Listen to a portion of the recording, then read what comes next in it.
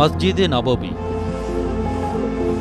হযরত মুহাম্মদ সাল্লাল্লাহু আলাইহি ওয়াসাল্লাম প্রতিষ্ঠিত মসজিদ, যা সৌদি আরবের মদিনায় অবস্থিত।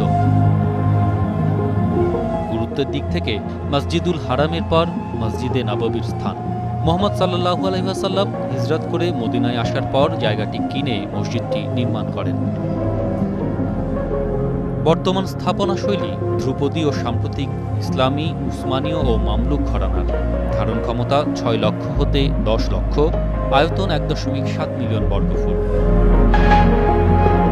উমাইয়া খলিফা প্রথম আল ওয়ালিদের শাসনামলে সম্প্রসারণের সময় হযরত মুহাম্মদ সাল্লাল্লাহু আলাইহি ওয়াসাল্লামের রওজা এই মসজিদের অংশ হয়। ১২ শতকে রওজার উপরে একটি কাঠের গম্বুজ নির্মিত হয়। এটি পরবর্তীতে কয়েকবার পুনর্নির্মাণ ও এর সৌন্দর্য বর্ধন হয়। ১৮৩৭ সালে গম্বুজটি প্রথম সবুজ রং করা হয়। সমতল ছাদ এবং বর্গাকার ভিত্তির উপর ২৭টি চলাচল সক্ষম গম্বুজও রয়েছে।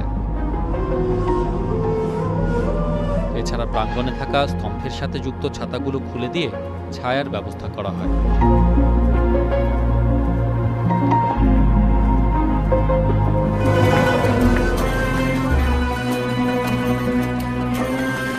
উন্নত মানের ডায়মন্ড পটেটো দিয়ে তৈরি টক ঝাল মিষ্টি স্বাদের মশলা বিস্কুট টাইম মিস্টার পটেটো।